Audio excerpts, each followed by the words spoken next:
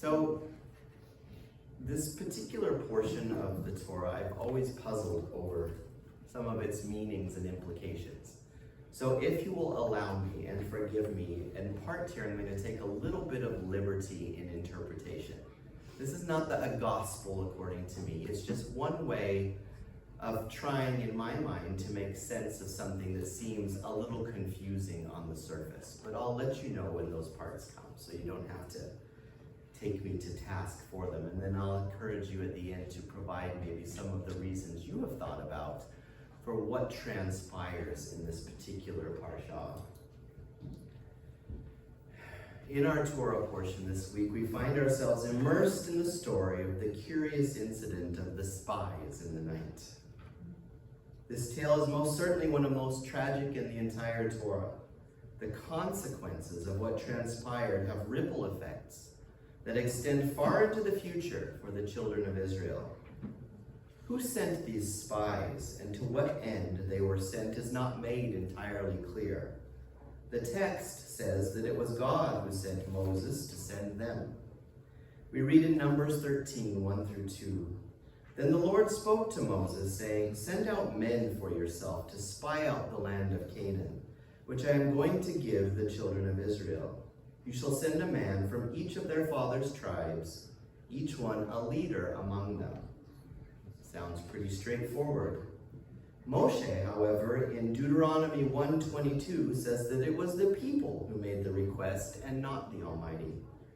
"Then all of you approached me," meaning Moses, "and said, 'Let us send men ahead of us, so that they may spy out the land for us and bring back to us word of the way by which we should go up, and the cities which we should enter.'" Interesting. Either way, the result was disaster. This enigmatic episode resulted in an entire generation being deprived of the chance to enter the promised land. In fact, it would be delayed by some 40 years. This event cast its shadow long into the future.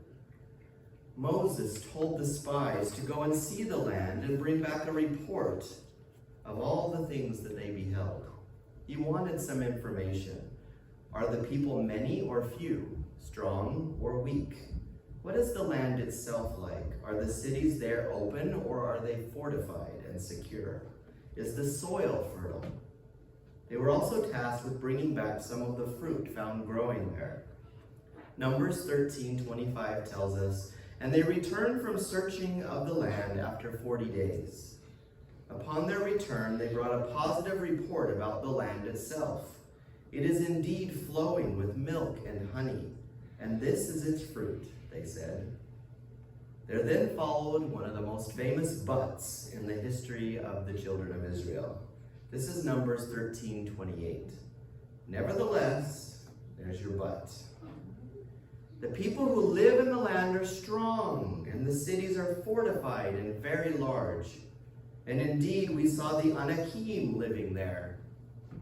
Who were these Anakim, or the descendants of Anak, of which they spoke? More on that in a minute. Sensing that their words were demoralizing to the people, Kelev, one of the spies, interrupted with a message that was meant to reassure the people. We read in Numbers 13:30-33. "Then Kelev quieted the people before Moshe and said, 'We should by all means go up and take possession of the land, for we will certainly prevail over it.' Sadly, his words failed to produce the desired reassurance for which Kelev was hoping. The other men who went up with him, we are told, then said this: 'We are not able to go up against the people because they are too strong for us.' So they brought a bad report of the land which they had spied out to the sons of Israel, saying, 'The land through which we have gone to spy out is a land that devours its inhabitants. And all the people whom we saw in it are people of great stature. We also saw the Nephilim there, and we were like grasshoppers in our own sight, and so we were in their sight.'" This is the second mention of the Nephilim. Who was Anak? Anak was a descendant of a man named Arba. We know very little about Arba, but we are told more about Anak. He was considered a great man, but not by moral standards. Most likely he was considered great for his appearance, his physical prowess, perhaps his possessions. We also know that many giants descended from Anak. We see this detail from passages such as Deuteronomy 2:19-21 and Numbers 13:1 and 2.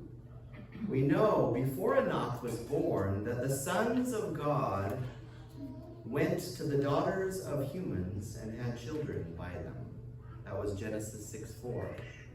This gave birth to Nephilim.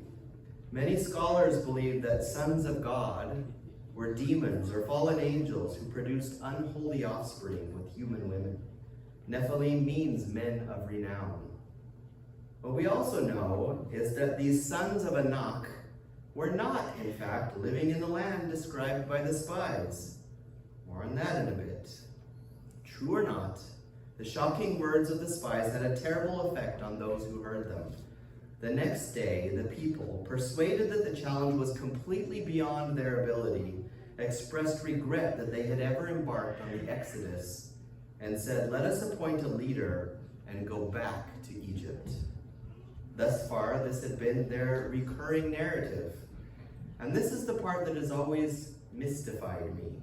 I don't know about all of you, but for me, this sentiment on their part seems a little bit difficult to understand. I am not the only one across the ages who has read this story and found it difficult to comprehend why the spies would give such a bad report of the land and its inhabitants. It was this bewilderment that led some to give a radically revolutionary interpretation of the episode. They asked the obvious question: how could 10 of the spies come back with a defeatist report?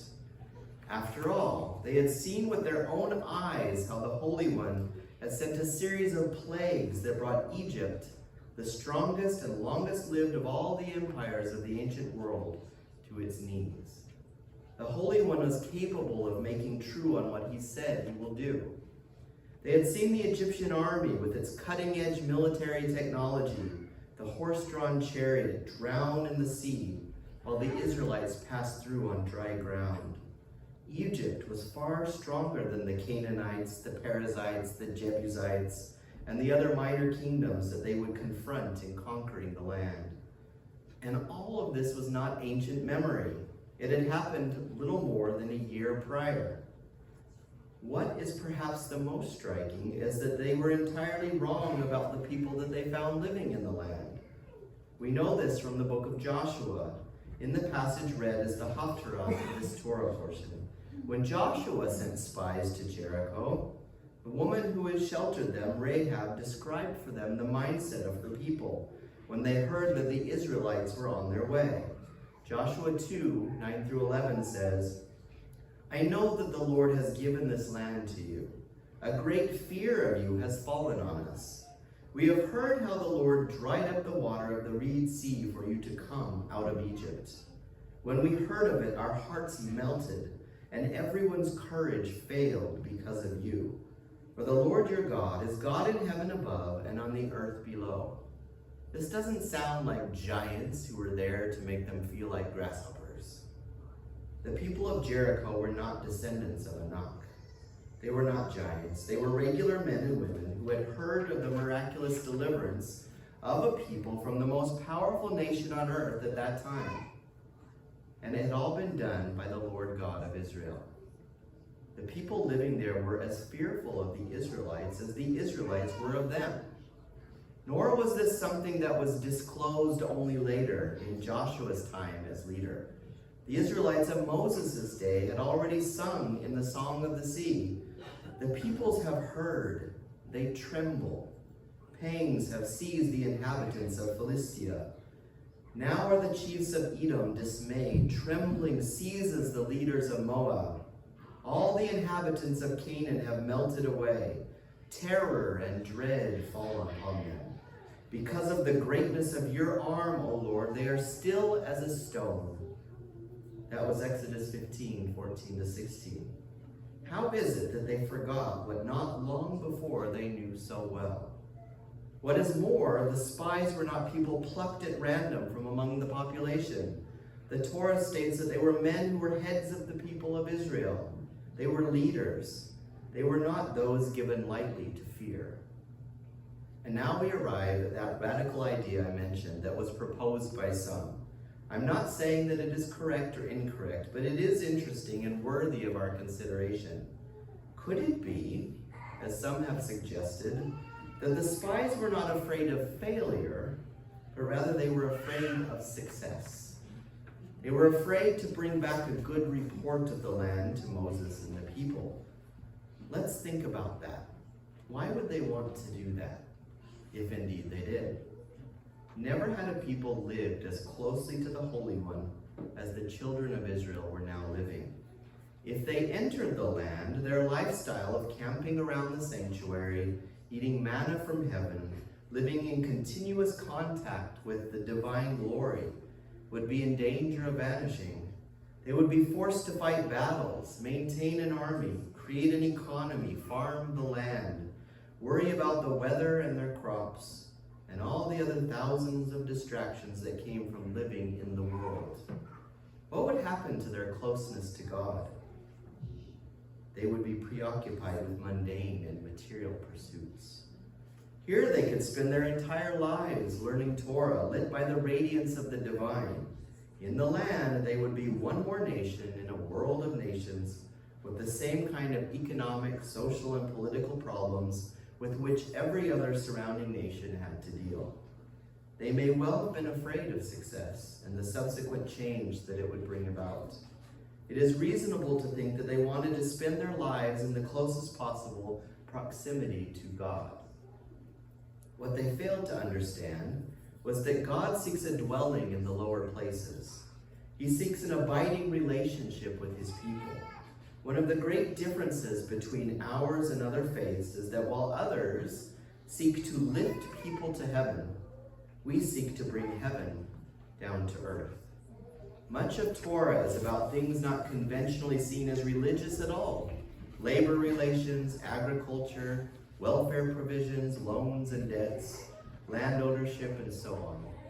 It is not difficult to have an intense religious experience in the wilderness or on the top of a mountain, or in a monastic retreat. Most faiths have holy places and holy people who live far removed from the stresses and strains of everyday life. About this, there is nothing unusual at all. But that is not the goal of disciples of the Holy One. God wanted the Israelites to create a model society where human beings were not treated as slaves, where rulers were not worshipped as demigods, where human dignity was respected, where law was impartially administered to the rich and the poor alike, where no one was destitute, no one was abandoned to loneliness or isolation, no one was above the law, and no realm of life was a morality-free zone. Matthew 5:45 tells us that God causes his sun to rise on the evil and the good, and he sends rain on the righteous and the unrighteous. In order for the Lord to craft such a society, that society needs a land in which to dwell. It requires an economy, an army, fields and flocks, labor and enterprise. All these become ways of bringing the Shekinah into the shared spaces of our collective life and experience. The spies did not doubt that Israel could win its battles with the inhabitants of the land. Their concern, it seems, was not physical, but spiritual. Could it be that they did not want to leave the wilderness, or want to become just another nation among the nations of the earth? They may well have not wanted to lose their unique relationship with God and the reverberating silences of the desert, far removed from civilization and its discontents. Clearly, this is not the plain sense of the narrative, but we should not dismiss it on that count alone. It is, as it were, a psychoanalytical reading of the unconscious mindset of the spies. There is liberty in interpretation here. It presumes that they did not want to let go of the innocence, the intimacy of the innocence of the time out of time and place out of place that was their experience thus far in the wilderness. Remember, this was at the beginning of their journey. Ultimately, it may be that the spies feared freedom and its responsibilities. This is only but one way of trying to make sense of why the spies would bring a negative and falsified report when they had returned after 40 days. It is good to remember that the Torah is not about the application of burdens and the removal of freedom. It is about the responsibilities that come with that freedom. Our faith, as described in the Bible, is not one of a monastic retreat from the world. It is a religion of engagement with humanity. God chose Israel to make his presence visible in the world and thereby bless the world. Therefore, Israel must live in the world while remaining apart from it with regard to moral and ethical conduct. Remember that the Holy One had said through Moses in Deuteronomy 30, "For this commandment which I am giving you today is not too difficult for you, nor is it far away. It is not in heaven that you could say, 'Who will go up to heaven for us and get it for us and proclaim it to us so that we may follow it?' Nor is it beyond the sea that you could say, 'Who will cross the sea for us and get it for us and proclaim it to us so that we may follow it?' On the contrary, the word is very near to you, in your mouth and in your heart, that you may follow it." If this is correct, this interpretation, and I do not wish to read more into the text than is stated, then the spies sought the eternal dependency of God's protection and the endless embrace of his all-encompassing love. There is something noble about this desire, but also something profoundly irresponsible. The spies demoralized the people and provoked the anger of God. Ultimately, this would cause that generation to be kept from setting foot in the land. It would cause decades of wandering in the desert, and that is not insignificant. The Torah, as the constitution of the Jewish nation, and one which was intended to bless the whole of humanity under the sovereignty of God, was about building a society in the land of Israel that so honors human dignity and freedom that it will one day lead the world to say, as we read in Deuteronomy 4:6, "Surely this great nation is a wise and understanding people." As Jews and those grafted into Israel, our task is not to fear the world, but to enter and transform it, healing some of its wounds and bringing to places often shrouded in darkness fragments of holy light. The Master said, "A city built on a hill cannot be hidden. No one, after lighting a lamp, puts it under a bushel, but they put it in a lampstand, and it gives light to all the house. In the same way, let your light shine before others so that they may see your good works and give glory to your Father in heaven." That this would be always our desire, to go out and serve the world, to bring light into dark places, is my prayer in the name that is above every name, even Yeshua the Messiah. Amen. Okay, thoughts. Why do you think the spies gave a bad report? At least some of them.